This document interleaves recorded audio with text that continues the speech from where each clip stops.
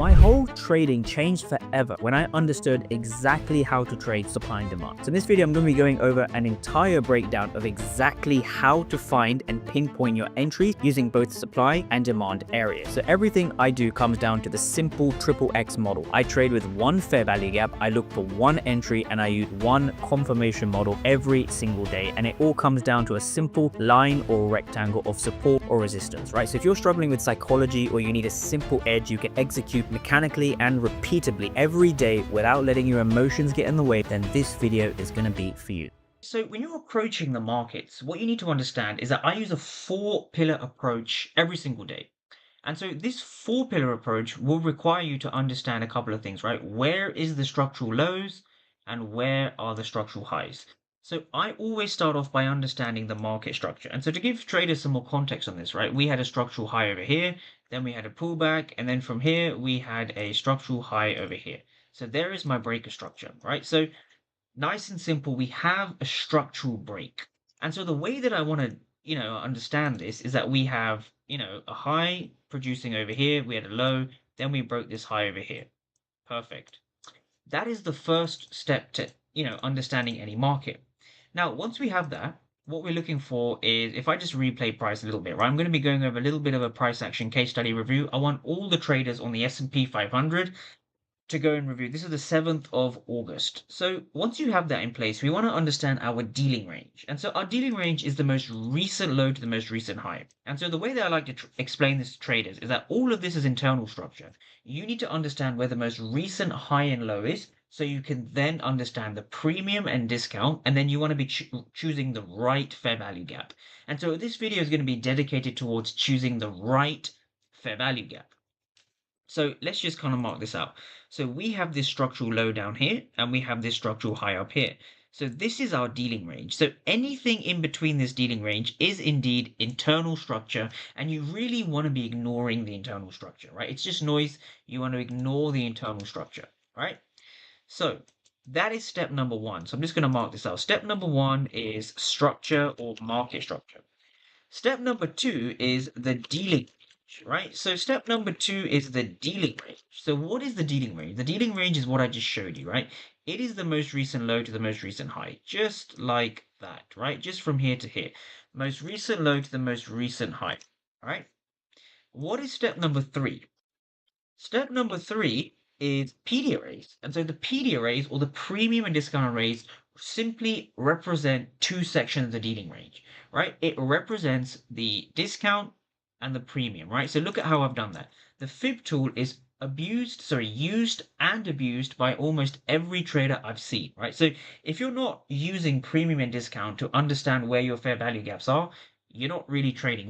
You're a chartist. You're somebody who uses the fib tool to think you are trading instead of using the fib tool to understand how to trade. They're two different things, right? Using the fib tool as a chartist and understanding when to trade with the fib tool are two different things, right? So make sure you get this right. Now that we have the premium and discount arrays over here, so anything above the 50 is a premium, anything below the discount, we're looking for 15-minute fair value gaps. And specifically, I'm going to be breaking down a buy trade you could have taken last week, or how to use the 4-pillar approach. So the 4-pillar approach is now, number 4 is fair value gaps. I'm just going to write FVGs for short, right? So fair value gaps are essentially imbalances, inefficiencies, right? So by using the 4-pillar approach, what you've derived is POI selection. POI selection.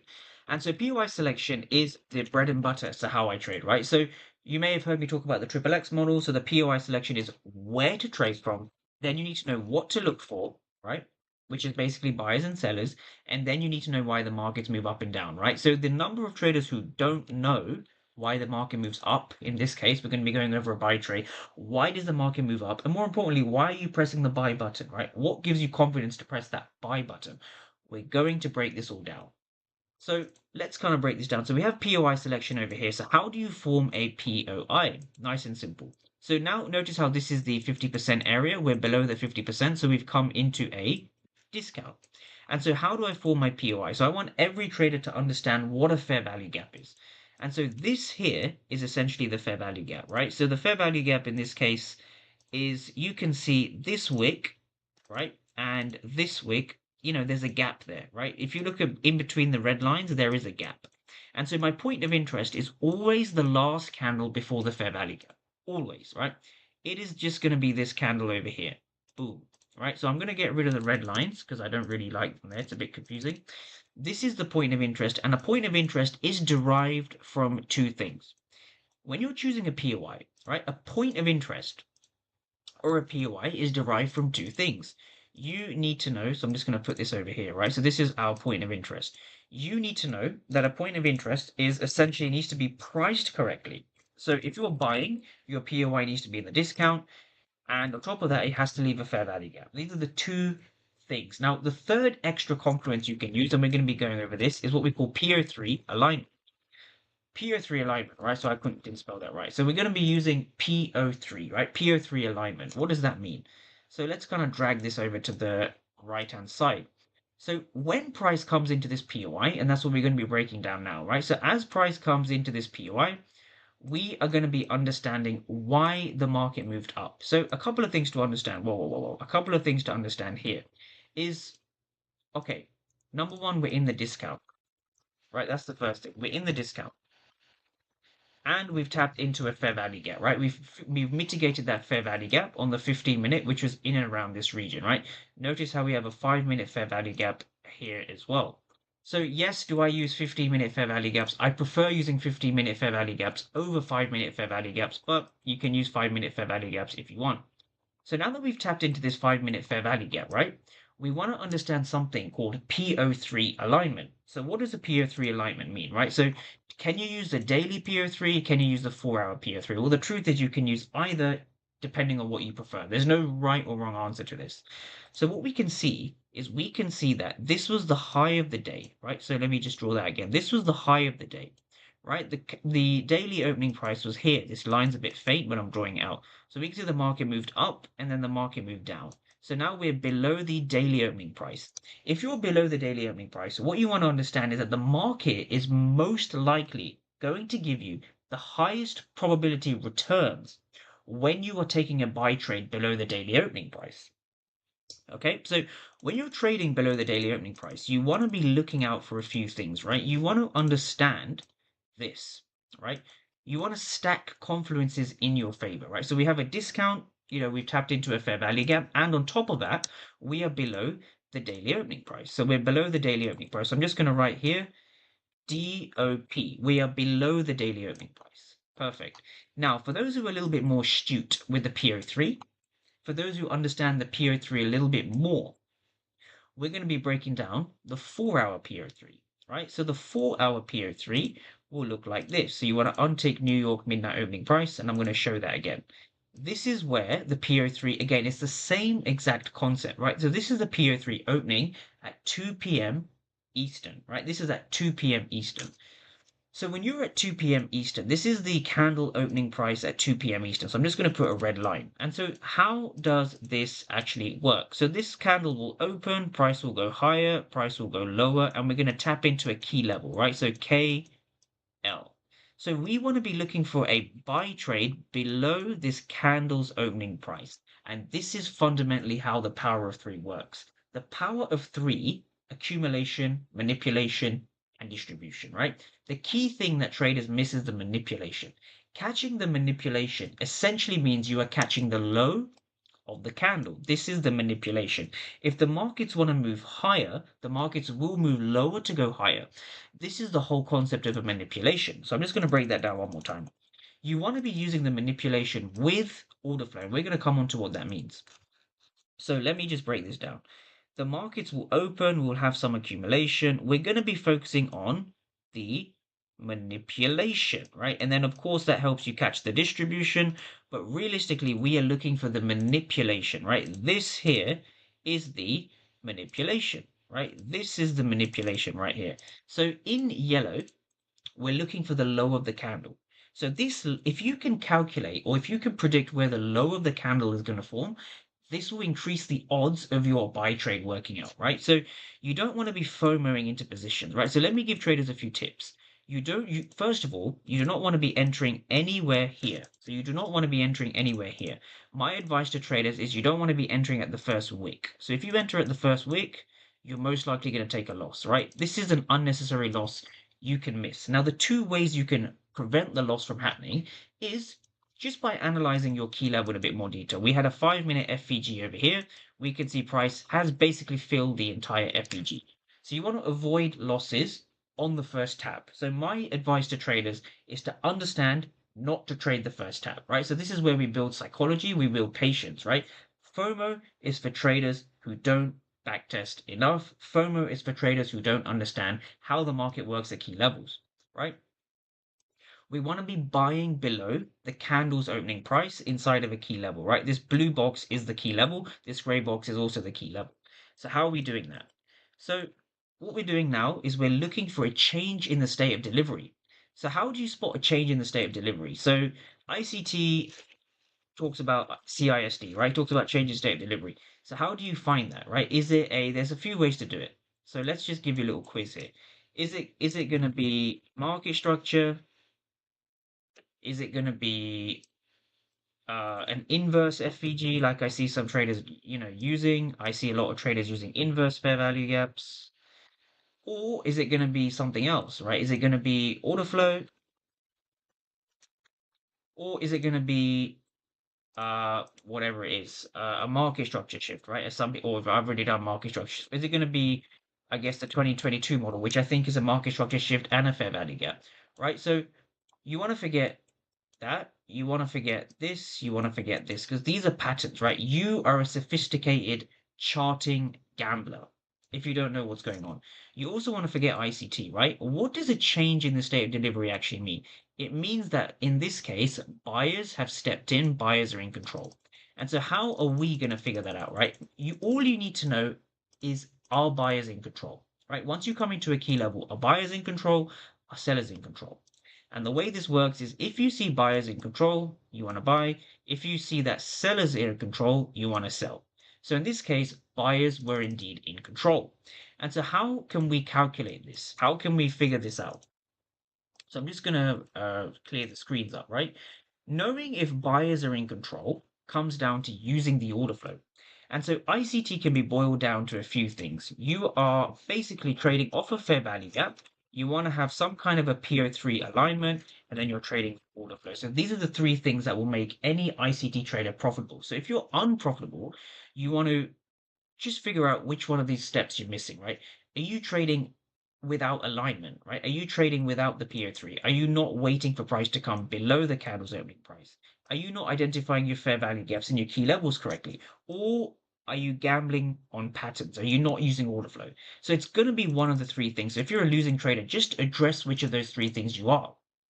But for those who want to win, this is how you do it. So we're looking for ideally a change in the state of delivery, right? We're looking for some kind of a change in the state. So let's just go down to the 1 minute time frame. So on the 1 minute, we're seeing a shift in fair value gaps, right? So we're understanding bullish fair value. In this case, bullish fair value gaps are being respected, right? We saw that on 2 occasions over here. So how can you take this trade, right? How can you be confident in this particular trade? So this is where the footprint charts come in. And so the footprint charts, so I'm going to stress one thing. This chart you see here is exactly the same as the chart you see over here. These two are exactly the same. So let me get them side by side. So what you are essentially seeing, or what you are looking at here, is the low of this entire range. So you're seeing this price action over here. So let's kind of dive in. So this is a microscopic view of the charts. This is the microscopic view of the charts.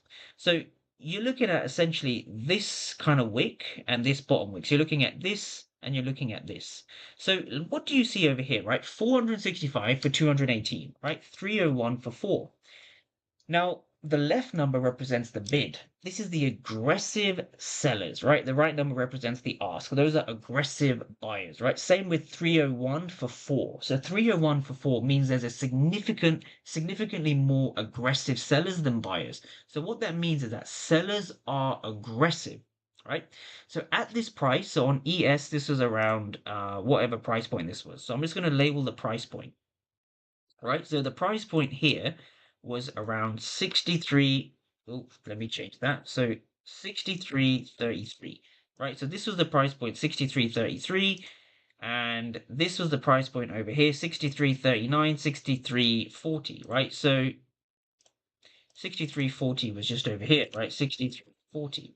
So when you've seen these two, right? When you've seen these two prices showing us the actual price action, what that's showing us is that at the price point 63.33, we see a lot of aggressive sellers hitting the bid. Now, the reason I know there's so many aggressive sellers, you can't see it through the candlestick charts, but when you look at the order flow, you're beginning to see the fact that we see lots of red delta. So when you do the left number minus the right number, if that number is, if that number, sorry, is bigger than zero, so in this case, 465 for 218, 301 for 4, we see the bid is way bigger than the ask. So we're seeing at 63.33, aggressive sellers hitting the bid. Now, you want to ask yourself from a common sense perspective, right?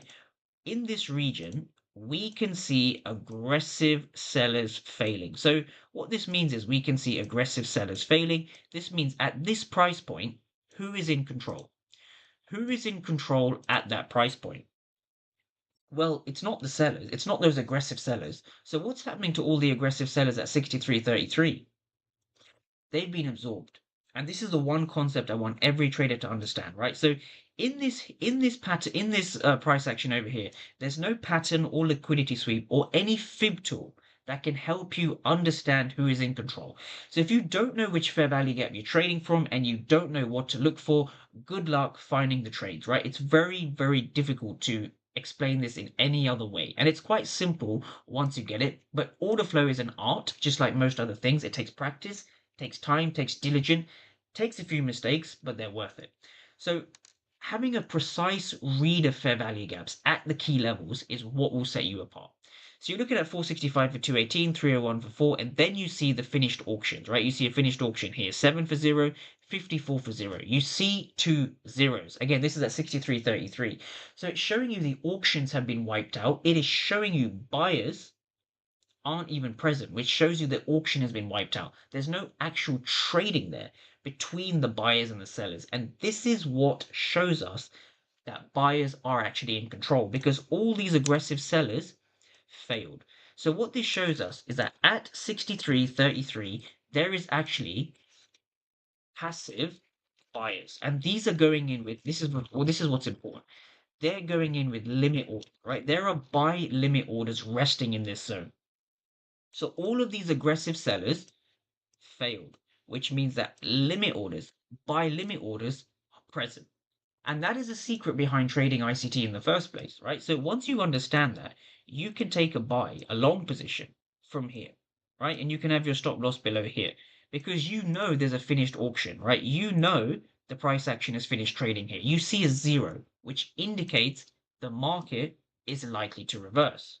And so now let's quickly break down 63.40. It's the same concept as 63.40, right? So if we just kind of bring this down, at 63.40, we see more absorption, right? So at 63.40, we see 1, 2, 3, and then we see a massive breakup. So what happened to the sellers here, here, and here, right? 58 for 100, 58 for 11. 58 aggressive sellers and there were no aggressive buyers, which shows you there's an absorption of all these sellers as the market broke higher. So I personally wouldn't have taken the first trade. I want to see the retest. And so this is what a retest entry looks like. Price comes into the level, we see the absorption, and then price breaks above. Then we see the retest, we see another absorption, and then we want to enter here. Right? So how would I have taken this trade? I don't trade the PM session much, but I would have entered here in this case. I personally preferred my entry to be around here. With my stop loss, you can either have it here if you want, or if you prefer wider stop losses like me, you can have it here. And so this is what a break and retest essentially looks like, right? So a break and retest in this case, buyers are in control here, buyers are in control. Sellers in this case have been absorbed. I'm just going to write AB, right? The sellers have been absorbed. So it shows you here, sellers have failed, buyers are in control, they drive price higher. And so this is the bread and butter of ICT concepts, right? So if you're an ICT trader and you're struggling, it's probably because you're trading patterns instead of understanding how the market works.